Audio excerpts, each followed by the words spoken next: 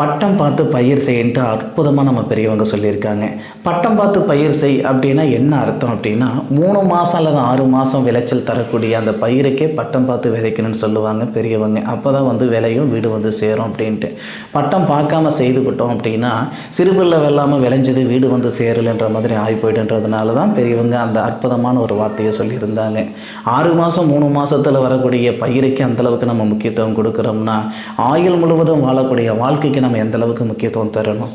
எல்லாருக்கும் ஆசை இருக்கும், சொந்த தொழில் செய்யணும், சீக்கிரம் வீடு வாசல் கட்டணும், சீக்கிரம் திருமணம் பண்ணணுன்ற ஆசை எல்லாருக்கும் இருக்கும். அப்போ எந்தெந்த நேரத்தில் என்னென்ன பண்ணணும் அப்படின்றது நம்ம சாதகத்தில் தான் இருக்குதுங்க.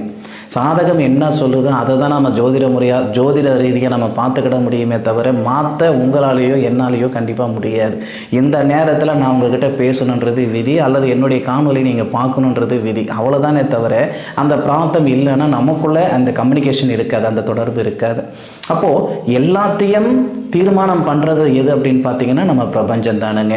அப்போது நம்மளுடைய சாதகத்தில் இருக்கக்கூடிய கிரகநிலைகளை தெரிஞ்சுக்கிட்டு பலன்கள் சொல்லக்கூடிய விதம் தான் ஜோதிடமே தவிர அதனால் மாற்றங்கள் மாற்ற முடியாது. என்ன விவரம்ன்றது முன்கூட்டி தெரிஞ்சுக்கிடலாம். 27 வயசில் திருமணம் பண்ணலாமா, 30 வயசில் திருமணம் பண்ணலாமா, இல்லை 50 வயசில் திருமணம் பண்ணலாமா, திருமணம் பண்ண முடியுமா அல்லது மறுமணம் பண்ண முடியுமா, இந்த மாதிரி விவரங்களை சாதகத்தில் தான் தெரிஞ்சுக்கிட முடியும். சரிங்களா? சரி, அது ஒரு புறம் இருக்கட்டுங்க.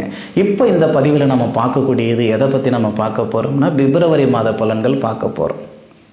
பிப்ரவரி 1ஆம் தேதியிலிருந்து பிப்ரவரி 28ஆம் தேதி வரைக்கும் என்னென்ன பலன்கள் கொடுக்கும்.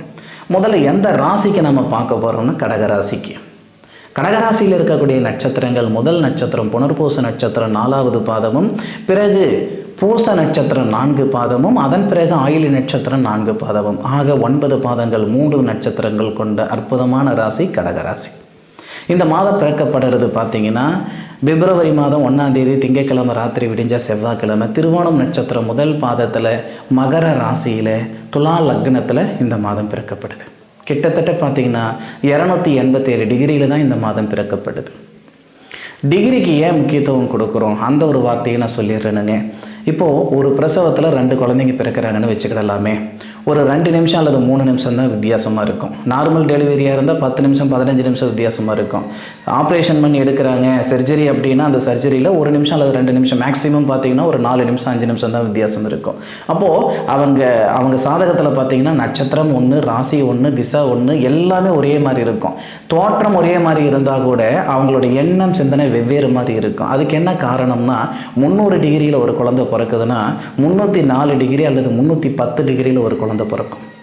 அப்போது ரொம்ப துல்லியமாக நம்ம கணக்கிடுறது எது அப்படின்னா அந்த டிகிரி வச்சு தானுங்க. அதை தான் பாகை கலைன்னு சொன்னாங்க நம்ம முன்னோர்கள். இன்றைக்கி விஞ்ஞானபூர்வமாக டிகிரின்னு சொல்லிட்டாங்க. எல்லாருக்கும் நல்லா புரியணும் அப்படின்றதுக்காக டிகிரின்னு சொல்லிட்டாங்க. அப்போது அந்த பாகைக்கலை வச்சு எழுதக்கூடிய சோதிடமோ அல்லது பாகைக்கலை வச்சு சொல்லக்கூடிய ஜோதிடமோ அந்தளவுக்கு துல்லியமாக ரொம்ப பிரகாசமாக இருக்குங்க.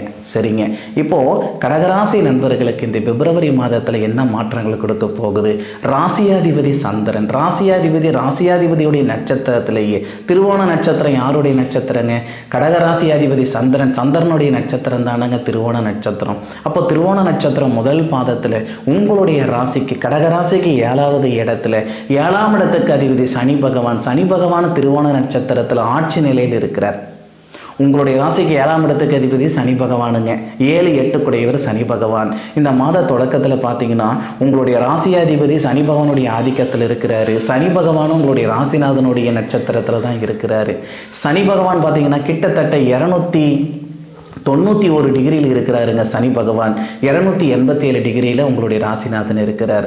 இருவருடைய பார்வை மட்டும் இல்லைங்க, அந்த இடத்துல புதன் இருக்கிறாரு, சூரியன் இருக்கிறாரு.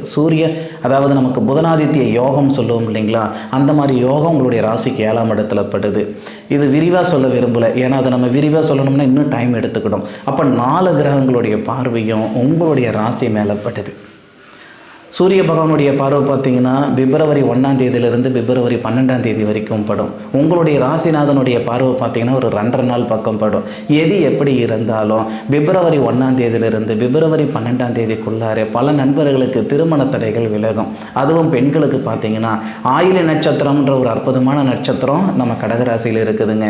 ஆயிலி நட்சத்திரம் அற்புதமான நட்சத்திரம் நான் தானுங்க சொல்கிறேன். ஆனால் ஒரு சிலர் என்ன சொல்கிறாங்க அப்படின்னா ஆயிலி நட்சத்திரத்தில் பிறந்த பெண்களுக்கு மாமியாருக்கு சரி இருக்காது, மாமியார் உசுருக்கு சேதாரம் கொடுத்துரும் அப்படின்ட்டு பயமுறுத்தி வச்சிருக்கிற ஜோதிடர்கள் எல்லாம் நிறைய பேர் இருக்கிறாங்க. உண்மையிலேயே அதுக்கு ஆதாரம் கிடையாது. எத்தனையோ சகோதரிகள் ஆயிலி நட்சத்திரத்தில் பிறந்தவங்க திருமணம் பண்ணதுக்கப்புறம் மாமியார் நல்ல விதமாக செழிப்பாக வாழ்ந்ததை நம்ம பார்த்துட்டு இருக்கிறோம். பரணி நட்சத்திரத்தில் திருமணம் பண்ணி மாமியார் 6 மாதம் 3 மாதத்தில் இறந்து போனதை நம்ம பார்த்துருந்துருக்கோம். அப்போது ஒரு நட்சத்திரம் மட்டும் முடிவு பண்ண போகிறது இல்லைங்க.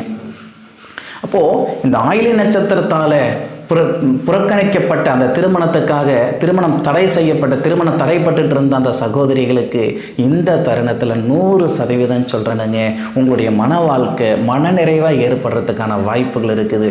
உங்களுடைய சந்தோஷம் விட உங்களுடைய பெற்றவங்களுக்கு நம்ம பிள்ளையே கரை சேர்க்க முடியலையே என்ற ஆதங்கமும் ஆசையும் நிறைய இருந்துக்கிட்டு இருக்கும். அந்த ஆதங்கம் எல்லாமே சரியாகிறதுக்கான வாய்ப்புகள் கொடுத்துரும்.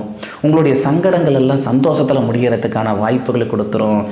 ஆயிலி நட்சத்திரத்தில் பிறந்த அந்த பெற்றவங்களுக்கு நான் சொல்கிற வார்த்தை என்னென்னா, பணத்தை ரெடி பண்ணி வச்சுக்கிடுங்க. இந்த பிப்ரவரி மாதத்தில் பரிசம் போட்டுடுவீங்க, ஏப்ரல் மாதம் அதாவது சித்திரை மாதத்தில் பந்தலை போட்டுடுவீங்க. எப்படி பார்த்தாலும் உங்களுடைய சங்கடங்கள் எல்லாம் சரியாகிறதுக்கான வாய்ப்பு பிப்ரவரி 1ஆம் தேதியிலிருந்து பிப்ரவரி 12ஆம் தேதிக்குள்ளாரவே இந்த மாறுதல் ஏற்படும். அப்போது ராசிநாதனும் சரி, ராசிக்கு 7ஆம் இடத்துக்கு அதிபதியும் சரி, ராசிக்கு 2ஆம் இடத்துக்கு அதிபதியும் சரி, ராசிக்கு 3ஆம் இடத்துக்கு அதிபதியும் சரி, எல்லாமே சுபிட்சமான கிரகங்கள். இந்த 4 கிரகங்கள் சேர்ந்திருக்கிறது ஒரு புறம் இருந்தாலும் 7ஆவது இடத்துக்கு அதிபதி மெயினாக அவர் ஆட்சி நிலையில் இருக்கிறது தான் சிறப்பு. அப்போ திருமண தடைகள் மட்டும்தான் விலகுமா அப்படின்னா இல்லைங்க. திருமணமாகி நிம்மதியில்லாத தம்பதிகள் எத்தனையோ பேர் இருக்கிறாங்க.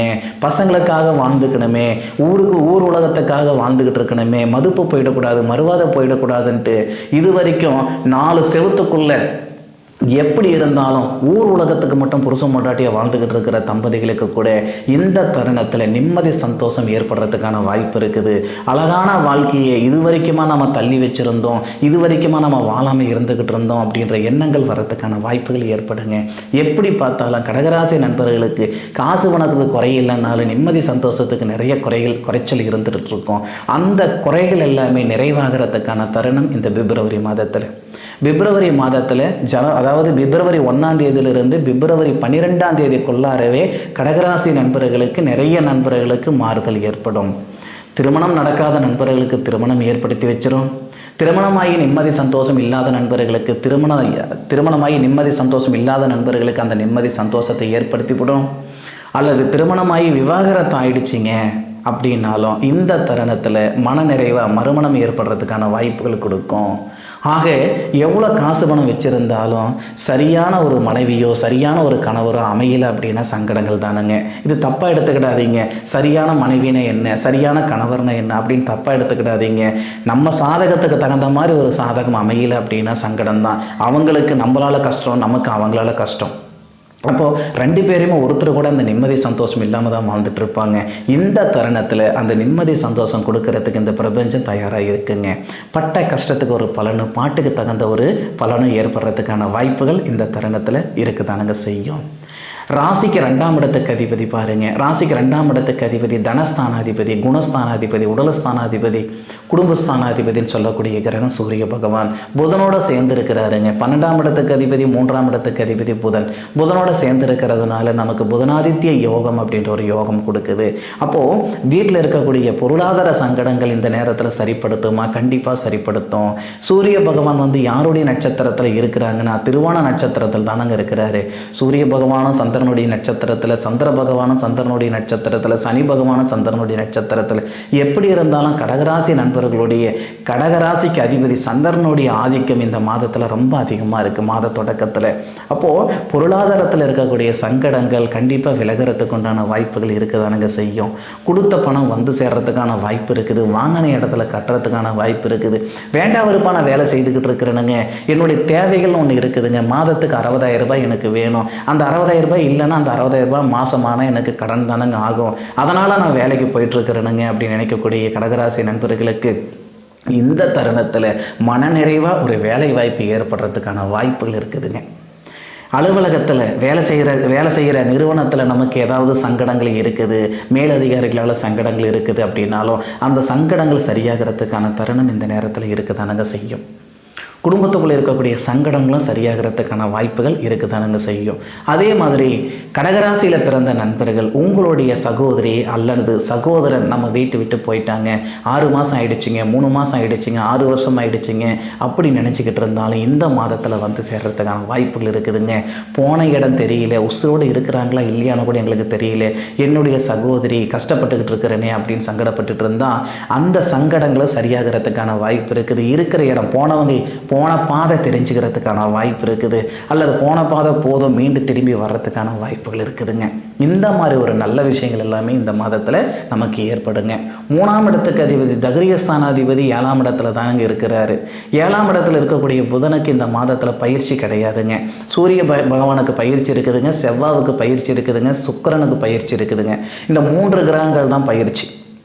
அப்போது 2.5 நாளைக்கு ஒரு முறை சந்திரனுக்கு பயிற்சி இருக்குது. இந்த மாதத்தில் இந்த 3 கிரகங்களை தவிர வேறு எந்த கிரகங்களுக்கும் பயிற்சி கிடையாது. அப்போது இந்த மாதம் முழுவதும் பார்த்தீங்கன்னா உங்களுடைய தக்ரிய ஸ்தானாதிபதி சகோதர ஸ்தானாதிபதினு சொல்லக்கூடிய கிரகம் புதன் உங்களுடைய ராசிக்கு 7ஆம் இடத்துல தான் இருக்க போகிறாரு.